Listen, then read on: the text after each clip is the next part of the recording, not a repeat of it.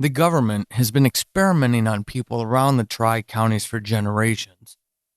Everyone it has tested on has mysteriously died or disappeared, except for one man. His name is Patch, and he's still alive to tell the story that they don't want told. Check out my short horror story called The Plant on Amazon now. We all get by with a little help from our friends. This episode of Horrible Writing, that will never work. You can't publish this, seriously? Don't. Oh my God, that's really that's bad. You probably should find other hobbies. You ever learn how to spell? Stop. Well, you don't bother. I've seen better papers. Do you really want to do And my third grade, give it up.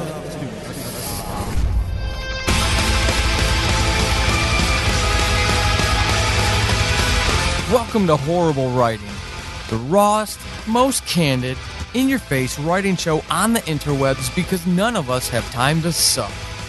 Let's do this.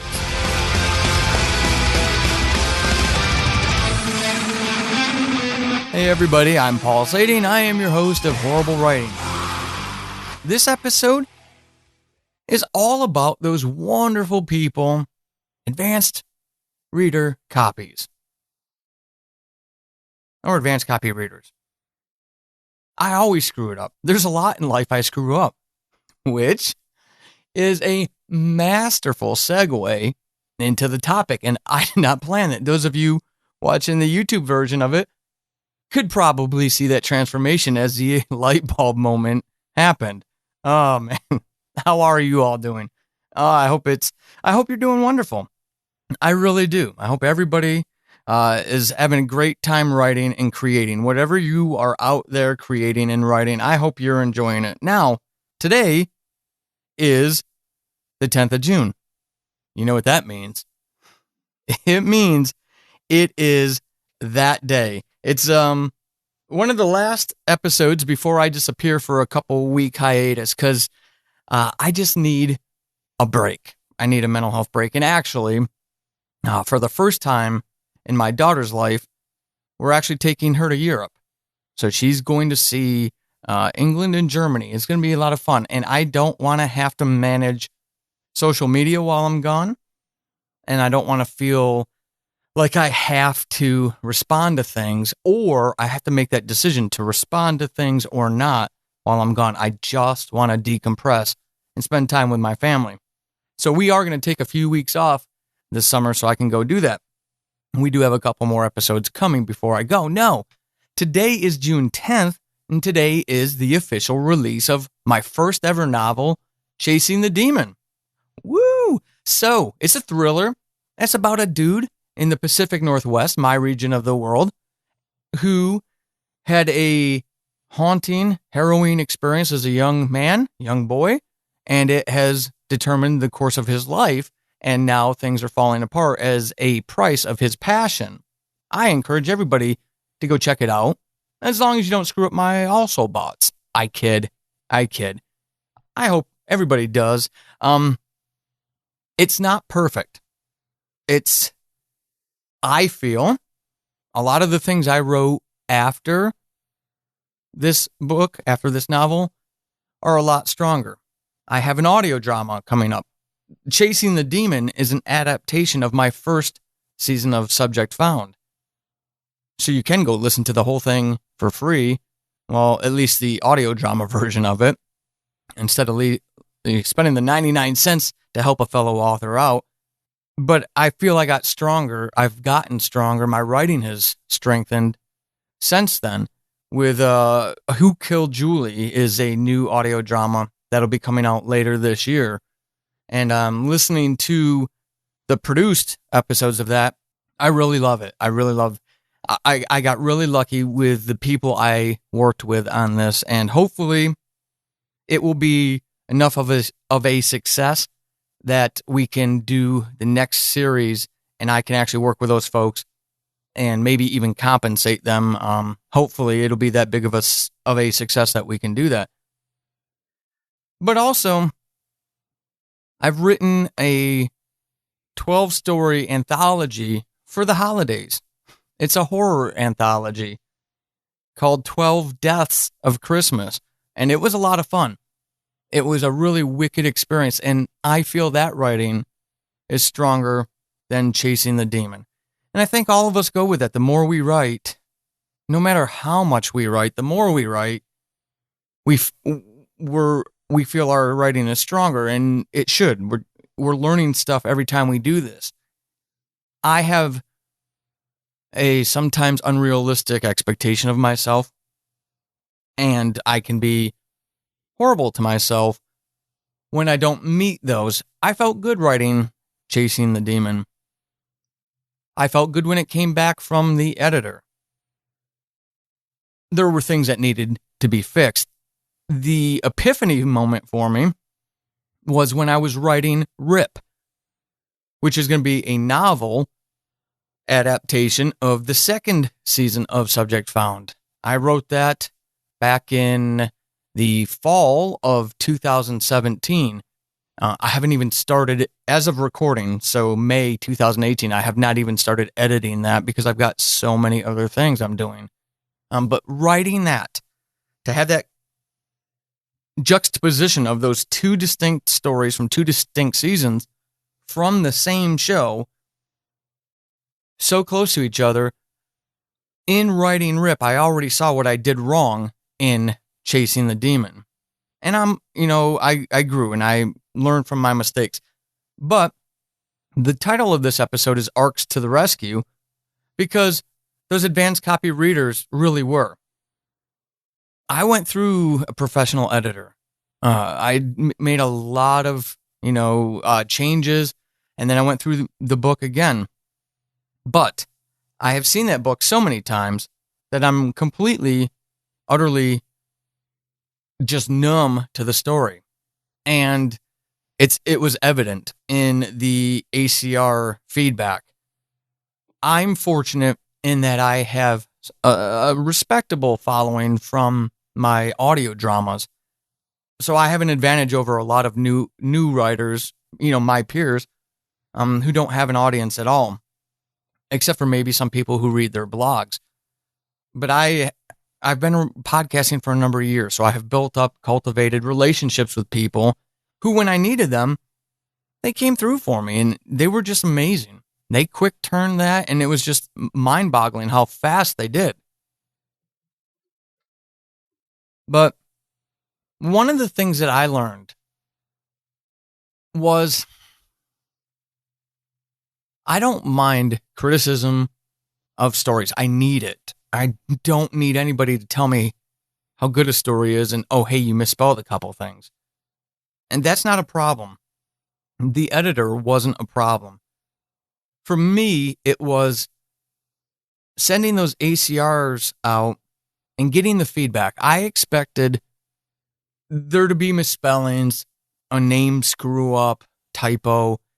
As I'm working the edits, I fat finger something and, said they instead of the, whatever it may be. But, and realizing that this is subjective, the amount of catches that the ACR readers had for me was humbling. It really was. There were some people who have stylistic differences, and that's okay. That doesn't bother me. I can thank you for your time, and, we'll just agree to disagree. But there were things that I should have caught. Calling flora fauna. I just, words that weren't there that should have been there.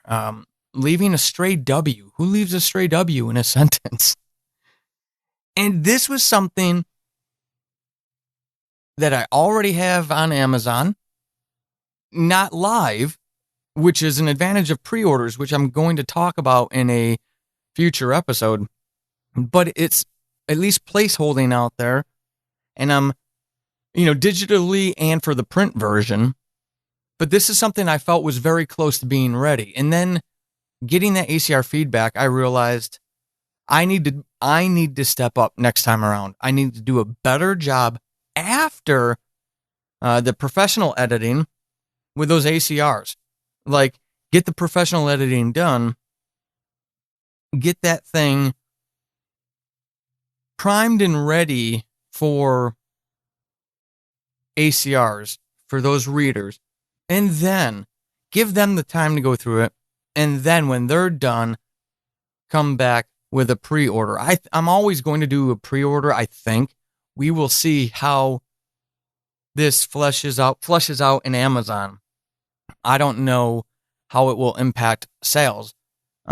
As a nobody with no readership and no books to my name as of the date of this recording, the pre-sales for Chasing the Demon are fine. They're consistent. They're very small, but it's almost every single day of the week I'm selling a book or a couple of books. And they're pre-orders, so the way I understand it, that might not necessarily behoove me. But if this is an indication of what I can expect, I will take that. But at the same time, I need to do right by the ACRs in the future. The neat thing is they saved me. None of them complained. None of them. There are a few people who did not come through like they said they would. Now, seeing the feedback that I did get, I can't really fault them. I'm not happy with myself. Those of you watching the video feed may have just seen that in my face. I expect professionalism out of people I work with, even if it's a passion project. But trust me, I expect that out of other people because I have higher standards for myself. So this past week of working through those ACRs has not been a fun week for me. I've learned to temper it, to punch through and just grow. I'm moving on. I did my last ACR edit this morning, in fact, and I'm moving on. I've learned I'm not Hemingway. I'm not Stephen King. I'm not even people who write 50 books of something or another. I am me, and I'm going to learn, and I'm not stopping because this is it, right? This is the dream that I've been wanting to do for many years before I started the show. But in this exploration with you as I go through it, that was the whole idea behind this show. And then, the interview series is just one killer benefit of this, being able to talk to the wonderful people I've been able to talk to. So you're seeing this stuff at, as live as we can do it in this format and going through it in my effort to help you not repeat what I have done and what I do. So look at your timeline, plan out your year, your 2 years, your 5 years. Look at your production schedule. Think about pre-orders or not. But even then, make sure that you're giving yourself a fair shake, that you're not rushing things, that you're not so busy on this, on all the things coming, that you're not focusing on this. These are all things that I could have done better, and I will do better in the future. The neat thing is that these wonderful readers saved me. Not only did I get the feedback, but I got tools out of this. Like literally, Elsa gave me she is an accountant by trade, and she works with spreadsheets all day, and to help herself, give me feedback and catch mistakes, developed a spreadsheet, and I asked her, can I use that going forward in the future now for other books with other readers? And she was, of course, a wonderful soul who said yes. So there's benefits. Do it. There's so many benefits to this. Get those other eyeballs on this. You're still going to get those reviews, those type of reviewers who just want to crap on somebody else's creation. I expect that. I know, without being able to ever prove it, I know that I'll have less critical feedback because ACRs saved me. They came to the rescue. So thank you. If you are an advanced copy reader to anybody, thank you for doing that to them, for helping them make it better than it was before. But especially to those of you who helped me, you saved me 1,000 times over. And it really means a lot. And hopefully I don't scare them away when I need. advanced readers for 12 Deaths of Christmas. We'll see. So think about that. Look at your timeline. Look at when you hope to publish and what you hope to achieve. Consider that advanced reader schedule and what you want out of them, because they may surprise you with how much they're able to pick up on and how wonderfully they do it and how seriously they take it. Until that next episode, I would like to ask you, of course, as always, leave a rating and review for the show.